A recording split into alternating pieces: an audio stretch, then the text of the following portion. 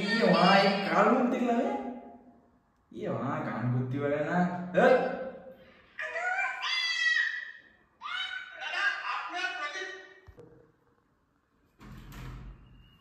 আরে বান্টু, তোমার কাছে পরীক্ষা, তুমি এখানে জামালপুর দেখছো? হ্যাঁ সে নাই বুঝলাম, তাই এই ভরদুপুর গরমে হেলমেটটা কোন মানুষ পরে, তুমি হেলমেট পরেছো না? আরে বান্টু তুমি এটা করো না, 24 কোটি মিসেস স্টারকে 24 কোটি টাকা দিয়ে কিনেছে কে কে আর বলা যায় না কখন 160 গতিবেগে মাথায় এসে কখন বল লাগে বলা যায় না। ইডেন পাশে দেখা যাচ্ছে কলকাতায় ইডেন, আমি তুমিও পড়ে নাও, বলা যায় না কখন মাথায় বল টল এসে লেগে যাবে 160 গতিতে, তখন হয়ে যাবে একদম। সে নাই বুঝলাম, কিন্তু তুমি তো মনে হচ্ছে বিশাল আইপিএল দেখছো এরকম মনে হচ্ছে। আর যাই হোক, মিচেল স্টার্সকে এরকম বেজ্জাতি করা খুব দরকার ছিল। হ্যাঁ তোকে আরেকটা কথা, ও ভালো কথা, এখন হচ্ছে এখন ওরা মানে খাচ্ছে স্টেডিয়ামের মধ্যে, এখন থাক, আবার পরে যখন খেলা শুরু হবে আবার তখন লাগিয়ে নেবো বিলকুল রিস্ক নাই লেনে কা নামে ওটা ফোন টোন না কেটে যা ড্রিম ইলেভেনে গিয়ে টাকা লাগা। ও ড্রিম ইলেভেন বলে মনে পড়লো। সো গাইস, তোমরা যদি মনে করো ড্রিম ইলেভেনে টাকা লাগাবে তো অবশ্যই লাগাতে পারো, এবং আমিও তোমাদের সাজেস্ট করবো না যে তোমরা ড্রিম ইলেভেনে টাকা লাগাও। তো আইপিএল শুরু হয়ে গেছে তো অবশ্যই তোমরা ড্রিম ইলেভেনে টাকা লাগাও, সেটাও আমি বলছি না। আমার প্রোমো কোড এটা যদি তোমরা ইউজ করো তাহলে পাবে 0%, 0 টাকা বোনাস, পার্সেন্ট না, উইদাউট পার্সেন্ট কাটা, 0 টাকা বোনাস। সো অবশ্যই টাকা লাগাও, এবং টাকা লাগিও না যা সেটা পুরোপুরি তোমাদের ব্যাপার। আমি তো টাকা লাগাচ্ছি না এবারে, যেহেতু কে হারুক জিতুক তাতে আমার কিছু যায় আসে না, ওসব সব ইনকাম ওদের, আমার কিছু নেই। আর আমাদের এই চ্যানেল কখনো স্পন্সার ভিডিও বানায় না, বানাবে না, জানি না ভবিষ্যতে বানাবো কিনা, আপাতত এখন তাই বললাম। লেজি কমেডি এটা, সাবস্ক্রাইব।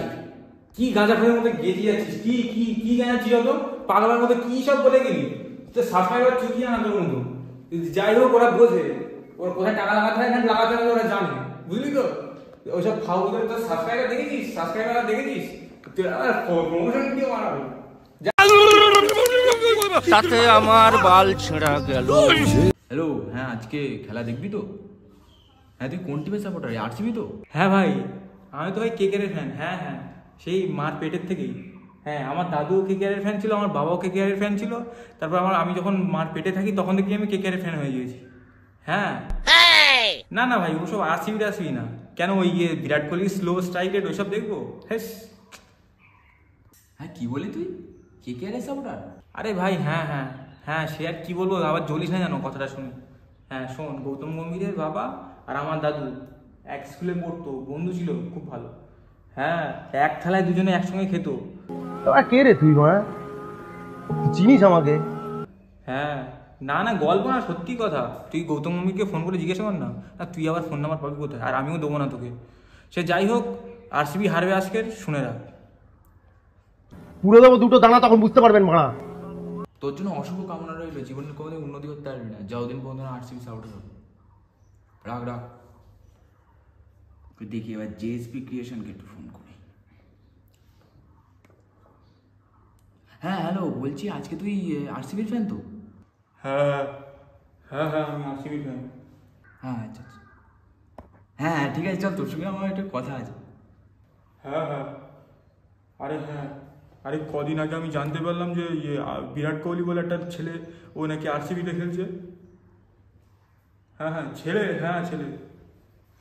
আর হ্যাঁ তার থেকে বড় কথা, আমি যেহেতু ইনস্টাগ্রাম ফটোগ্রাফার, আর ও হচ্ছে ইনস্টাগ্রামে সব থেকে বেশি ফলোয়ার, তাই জন্য সিমিলার কাইন্ড অফ ব্যাপারটা, ওই জন্যই আমি ওর ফ্যান হয়ে গেছি। হ্যাঁ আমি এখন আরসিবিতেই রয়েছি। আরে ভাই আমি তুই কার সঙ্গে কথা বলছি, তুই তো কিছুই জানিস না দেখছি। আরে ভাই ভিডিও কলটা কর, তোর সঙ্গে কথা আছে। তুই যেহেতু আরসিবি ফ্যান সেহেতু তোর সঙ্গে কথা বলছি, নয়তো তুই যা কিছুই তো জানিস না দেখছি। ভিডিও কল কর। হ্যাঁ আরে ভাই জানিস না, কালকে ফটোগ্রাফি করতে গিয়েছিলাম একটা জঙ্গলে। হ্যাঁ সেখানে এই হাত থেকে ফোন পড়ে গিয়ে সেই ক্যামেরা ডিলিট হয়ে গেছে আমার ফোন থেকে। আমি কিছুই বুঝতে পারছি না। আরে ভাই জানিস না, এই কিছুদিন ওই ক্যামেরা ভেঙে যাওয়ার পর থেকে ফটোগ্রাফি করে ইনস্টাগ্রামে আপলোড দিতে পারছি না বলে ফলোয়াররা পাগলা করে দিচ্ছে একদম।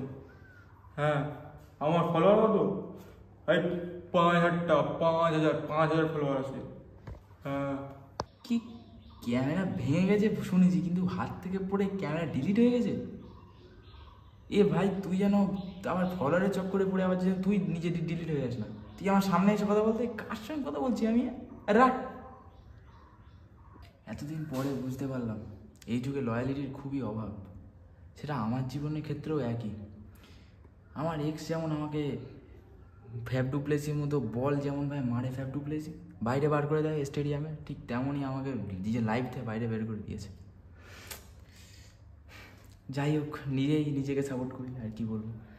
সাপোর্টার অবশ্যই আছে, কিং কোহলির সাপোর্টার তো কম না কখনো, ঠিক আছে, কিন্তু আরসিবির সাপোর্টার কম। আবার এখন হচ্ছে সবাই আরসিবিকে খুবই খারাপ বলছে, যে আবার যখন ইন্ডিয়ায় খেলা হবে তখনই কিং কোহলির ওপরে সবাই ভরসা করবে, ঠিক আছে।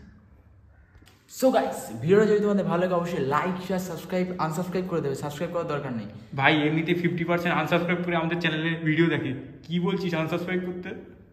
তাও ঠিক, সাবস্ক্রাইব করো তাহলে এবার সাবস্ক্রাইব করো। বঙ্গলেশ কমিটিতে ব্লগ আসছে না কেন, দায়িত্বটা ওরা আমার না।